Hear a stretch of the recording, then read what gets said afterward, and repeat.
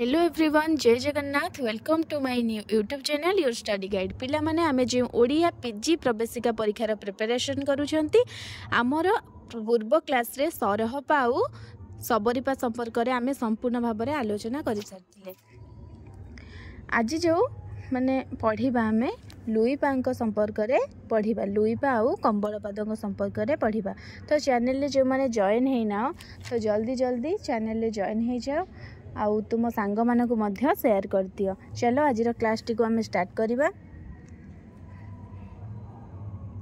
अधिकांश तांत्रिक परंपरा रे लुईपा प्रथम सिद्धाचार्य। मु तुम मानु कहितली कोन सरहपा आम सिद्ध भाव रे सरहपा, किंतु तांत्रिक परंपरा रे जदि तांत्रिक परंपरा क्वेश्चन आसिला तुबे माने लुईपा को मारिबो हैला। मने रखो, भेरी इंपोर्टेंट क्वेश्चन। तापर सी भी सेमिति माने तारानाथ विवरणी अनुसार पाकसाम जोन जाऊ अनुसार तांको ना भी भिन्न भिन्न प्रकार होईची। देखो, पाकसाम जोन जाऊ रे से उड्डियान एक कैवर्त्य परिवार रे जन्म ग्रहण करथिले। उड्डियान राजांक द्वारा से लिपिकार भाव में नियुक्ति होइथिले। सेते बेले तांको नाम थिला सामंत शुभ। पाकसाम जोन जाऊरे से उड्डियान एक कैवर्त्य परिवार रे जन्म ग्रहण करथिले। उड्डियान राजांक द्वारा से लिपिकार भाव में नियुक्ति होइथिले। सेते बेले तांको नाम थिला सामंत शुभ। पाकसाम जोन जाऊ गला। तापरे आसिला तारानाथ विवरणी।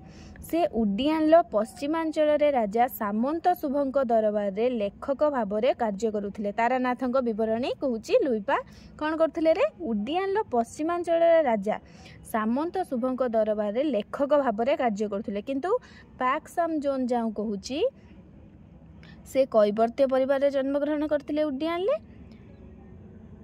उड्डियान राजांक द्वारा लिपिकार भाव में नियुक्ति होइथिला। सेते बेले तांकर नाम थिला सामंत शुभ। बुझी पाइलो।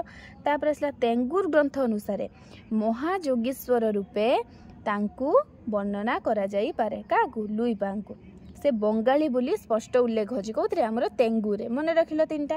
तापर आसला देखो, से सबरीपा शिष्य थिले। बेले बेले माने शिष्य गुरु शिष्य परंपरा पकाए, तुमे माने मने रख। से कहार रे शिष्य थिले, सबरीपांकर शिष्य थिले।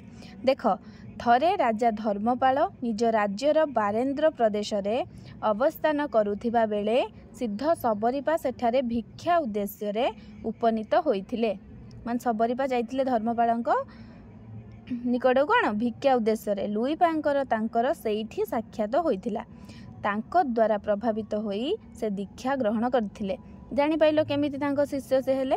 आउ से वज्र बारोही मंत्र जप करुथिले। मोस्ट इंपोर्टेंट नेट पिला, लुईपा केउ मंत्र जप करुथिले वज्र बारोही। सीपीटी भी मने रख, जो जो सब गुड़िक इंपोर्टेंट। सीपीटी पिला जदि एबेठु तुमे एमिति नोट सब कर देइथिबो, तापर तुम नेट एसएसबी टीजीटी जहाँ भी दियो किछि भी प्रॉब्लम हबनी। खाली नोट काढिबो, पढिबो, जिवो।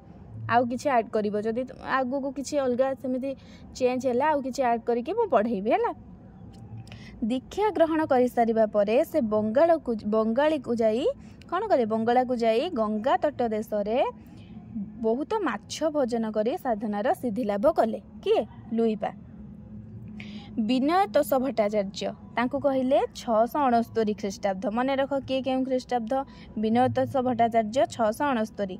राहुल संस्कृतायन 769 रु 809। 769 रु 809। प्रबोध चंद्र बागची 10वीं शताब्दी। मने रख। मात्र तिब्बतर लुईपा मत्स्येन्द्रनाथ और मत्स्येन्द्र समार्थबद्ध होइतिबारु हैला तांकु डॉक्टर बागची लुईपा दुई जन नुहंती जणे बोली कुहा जाय। अनेक समय देखिया मिले जे कुहंती कोन ज्येष्ठ लुईपा भाव में लुईपा को आ मत्स्येन्द्रनाथ को कनिष्ठ लुईपा भाव में ग्रहण करा जाय। किंतु तिब्बत रे स्पष्ट कहिचंती हमर बागची लुईपा दुई जण नुहंती जणे। मने रख।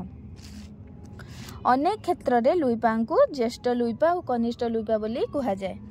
दारिक, डेंगीपा, डोंबीपा और वज्रघंट तांकर प्रधान शिष्य। जानिथिबो दारिक पाद पढ़ला बेले आमे जानिबा तांको विषय रे, किंतु मने रखथाओ दारिक, डेंगीपा, डोंबीपा और वज्रघंट तांकर प्रधान शिष्य। कहार लुईपांकर जने विशिष्ट तंत्रजानी सिद्ध होइतिबारु लुईपांक नाम रे तेंगुरे कोन अनेक ग्रंथ उल्लेखित अछि हैला।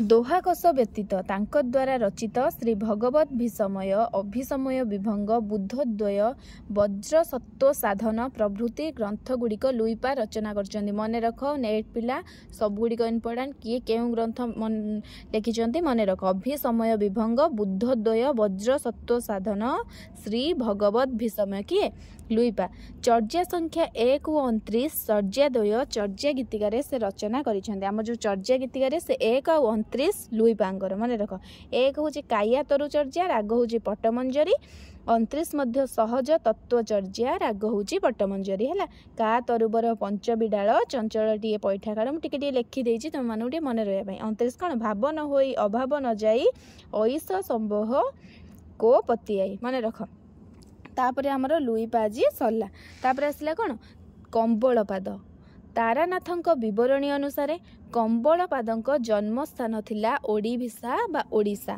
मन रख तारानाथଙ୍କ विवरणी अनुसार ओडिभिसा बा ओडिशा से वज्रघंटଙ୍କ द्वारा बौद्ध धर्म रे दीक्षित होइथिले किए कंबलपाद त्रिपटकरे से बेस दक्षता अर्जन करथिले कथित अच्छी जे माने कंबलपादंकर कंबलपाद ना कहीं खेला देख शुण मन रख कथित अच्छी जे एकदा एक शव उपरे ध्यानमग्न थिला बेले मंत्रवती नामक जड़े श्मशान डाकिनी तांकु विनाश करने को चेष्टा कला कि डाकिनी ना कौन मन रख ये गोटे क्वेश्चन आसला मंत्रवती यह जानीपारी कंबलपाद निजको खंडीए कंबल परिणत करदेले डाकिनी आचार्य बदल रे खंडीए कंबल को कौन कला भक्षण करने को लगिला कंबलपाद सेठारे सहसा आविर्भूत होई से डाकिनी से जो मंत्रवती नामक डाकिनी अच्छी ताकू अभिशाप देले सेही दिन ठारू से कंबलपाद नाम रे परिचित एबे जानि पारलो कंबलपादଙ୍କ ना काहेकि कंबलपाद हैला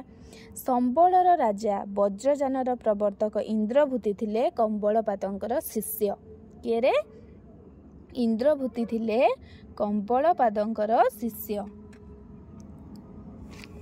बहुल संस्कृतायन राजा देवपाल 810 रु 850 समय विख्यात थिले किए आमर कंबलपाद पाक साम जोनजाऊ अनुसार नागार्जुन शिष्य आर्यदेव समय समकालीन बोली जनाए ये सब बहुत भितर क्वेश्चन तुम मानक टे असुविधा हम कि बार बार जो मैंने नेट पर पढ़ुच सीपीटी पिला तो खाली माने गीतिका आउ केउ राग ये सब टे मन रखिबो किंतु नेट पिला सब गुड़ी को मन रखिबो हला मु 2 जन भाई क्लास करछि सम जदी सीपीटी पिला माने एको पढ़ी दबो आराम से तुमरो कोनोसी भी आउ आगो को असुविधा हबो नाही हला तांगुर ग्रंथ रे 6टी हेरुक साधना संबंधी ग्रंथ कहार कंबलपादଙ୍କର अछि कंबल गीतिका अभिसमय विभंग ए 2टी ग्रंथ के रचना करथिले कंबलपाद मन रख कंबल गीतिका अभिसमय विभंग चर्या गीतिकार 8म संख्यक चर्या तांक द्वारा रचित कहा द्वारा कंबलपादଙ୍କ द्वारा चर्या गीतिकार जो 8म संख्यक चर्या आम रही सेटा किए रचना करछंती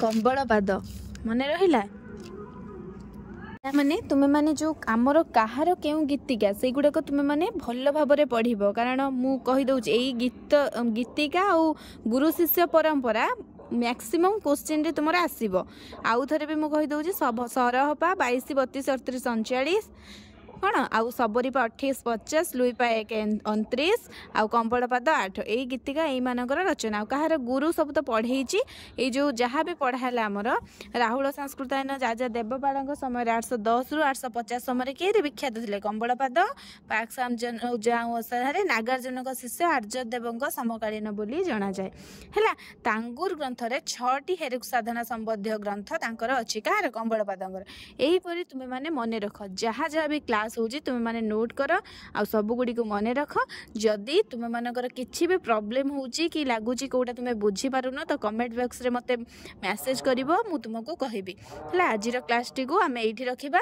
तो नेक्स्ट क्लास रे आमे आउ जे सिद्धाचार्य रहिले से संपर्क रे आलोचना करिबा रहिले जय जगन्नाथ।